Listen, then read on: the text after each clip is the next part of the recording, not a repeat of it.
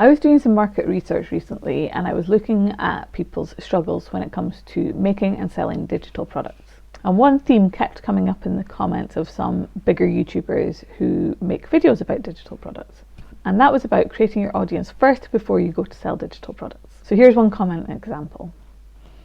The first thing before selling an online product is building an audience that's willing to buy your services and / products. Now that's true, but you want to build the right audience to ensure that they are going to be the right people who want to buy your products and services. So you need to do a few things before you grow your audience. And we'll get into those things in a moment, but first, let's look at what can happen if your products are not in alignment with your audience. So I've heard this story a few times over the years, so I went searching for it on Google, and I found it from Business Insider. The original Instagram post that this came from has been taken down. So I'll leave a link to the Business Insider article in the description. So this example is about an influencer called Ari who had 2 million followers on Instagram. She wanted to sell t-shirts to her audience, but she needed to sell a minimum of 36 to meet the supplier's minimum order requirements. She actually didn't sell enough to meet that minimum order requirement, so she made a post to her Instagram audience letting the people who had purchased from her know that they wouldn't be receiving their product because she hadn't met the minimum order requirement of 36, and so she would be refunding them. Lots of people comment on her post, but one that Business Insider mentions in their article really stood out to me. And that comment said that the t-shirts didn't really fit with her usual style, which means that the product wasn't in alignment with what her audience wanted.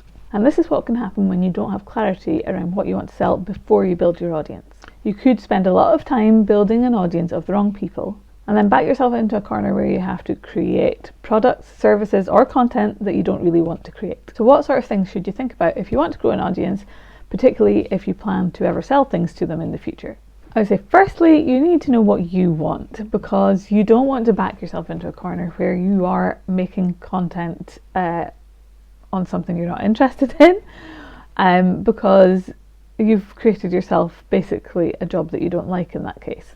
So you always want to start with picking something that you love to do. You also need to know what your competitive edge is, or how you're positioning yourself in the market. And you need to know who your target market or ideal customer is before you grow that audience. So let's break these down one by one. But first, I guess I should quickly introduce myself. I'm Amy, and I have a corporate background in products.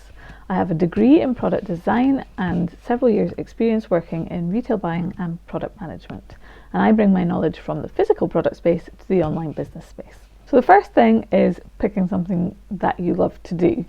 And now this sounds really simple, but a lot of people don't know what they love to do or don't feel like they're good at anything. So you may just know this, but a lot of people don't. For example, I knew that I wanted to do something in digital products, but I didn't know why I kept feeling drawn to digital products, and I didn't feel like I had expertise in digital products. Until I looked back at my past education and experience and realised my whole background was in products. They just didn't happen to be products that you hosted digitally. So although I had an inkling that I wanted to do something in digital products, I didn't have the confidence until I took the time out to look back and see that actually my experience, I can come at it from that angle, and that is actually very useful to people. So you may at this point just have a desire to earn an income online, but not have a clue what to do or what you're good at. And in that case, I recommend doing the same thing that I did. Go back and write down all your past experiences, your skills, your interests, the clubs you were in as a kid that you loved, everything up to this point in your life, and I bet you'll start to see some patterns when you actually write it all down. And this will help you to decide on your industry or your topic. And I think this exercise will also help you with the next thing you need to consider, which is your competitive edge or your positioning. So what is a competitive edge? A good example of this is my favourite software tool ever, Notion. So Notion's competitive edge is what makes it appealing to so many of its customers, and that's its flexibility. You can build so many things with it. It's kind of like Lego. You can build something really simple like a basic Word document, or you can build something that is crazy complex and includes lots of formulas and does lots of things. You can let your imagination run wild. In Lego, you can build something small and simple like a tower with a few bricks, or you can, if you've ever watched Lego Masters, you'll know that you can build some crazy complex things. So Notion is like that, but for building digital tools for managing your life or your business or work. So Notion's flexible competitive edge is appealing to so many people, but it is also the thing that puts off other people who find this flexibility overwhelming. And to those people, I say, buy yourself a few Notion templates because Notion is amazing. But in all seriousness, to those people where they do find Notion overwhelming, there are other software tools that are going to be more suited to them. So your competitive edge is what makes you appealing to the right people within the wider market. And knowing this will make your life so much easier. So how can you find your competitive edge if you're just one person rather than a company like Notion?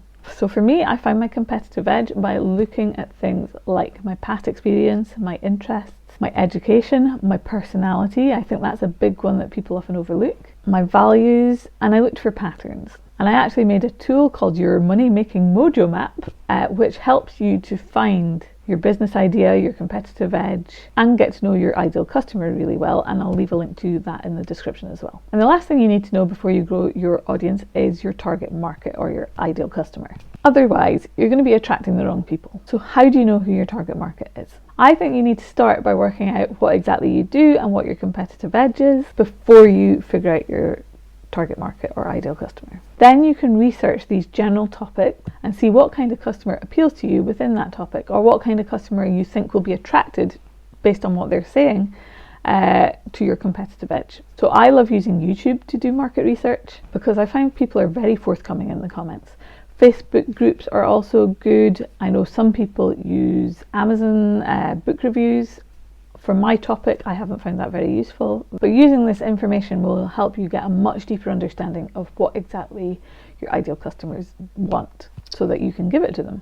So when you're clear on these three things, what you do, who you do it for, and what makes you different, you will be clear on how to position yourself in the wider market.